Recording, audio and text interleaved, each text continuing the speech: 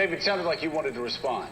Well, I did, and I do you still want to respond? I have a lot of well, there's a lot to respond to. So let me roll back to the beginning. I have a lot of respect for Senator Coburn, but first of all, this notion that the website crashed because the government was running it belies the fact that there have been website disasters in private industry as well. So let's David, none of them spent $800 million building a website.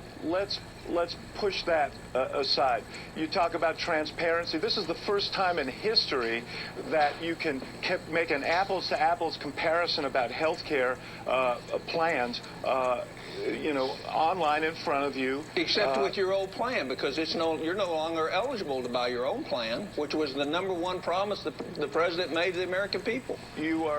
You cannot get what you have. Most people are going to keep their own plan, Senator, and you know that. That's not true. There were some plans. There was the head of Blue Cross in Florida was on television yesterday. Said there's a small number of people in his state who are going to be transferred to plans that have a higher quality.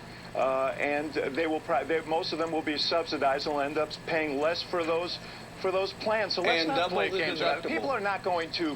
The majority of people in this country, the vast majority of people in this country, are keeping their plan. People who are uninsured are going to have choices they never had before. And as for government, I mean, and there are private carriers. Their insurance is not going to be with the government. Their insurance is going to be with private carriers. So let's be straight about that. Now, in terms of the government getting involved in health care, you know, nobody is suggesting that we should disband Medicare, although we heard many of the same complaints about Medicare back in the day when Medicare was David, let's talk about Medicare for a minute. Nobody's debating about the veterans program. Medicare is bankrupt.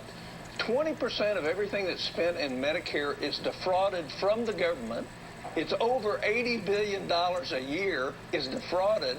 How's that running for us? I'm not against Medicare, but how about having it run in a way to where the private insurance's fraud rate is less than 2%. We're 10 times greater because we don't know how to do it.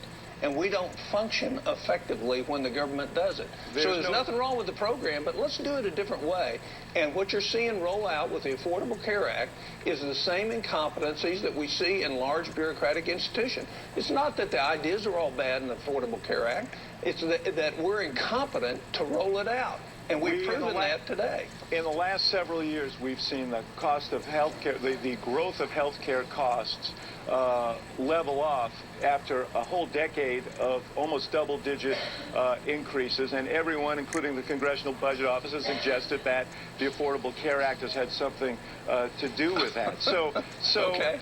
All right, so that's kind of an important That's not an accurate fact. representation of the fact. Matter of fact, most of the business analysis and economic analysis of why it's down is because the economy is flat on its back. No, that's not. Yes, that is true. The that recession, is true. That's why had something to do with it. Insurance is but not it continues. It continues, Senator, and about we're continuing at 1.2% growth. A third of it was ascribed to the Affordable Care Act, because there are practices that have been promoted through the Affordable Care Act: reduction in promotion of healthcare IT, reduction in infection rates in hospitals, reduction in readmissions in hospitals, the promotion of accountable care organizations that charge not a fee for a service, but for keeping people healthy. All of those things have been to have an impact. So my suggestion is, let's make this work.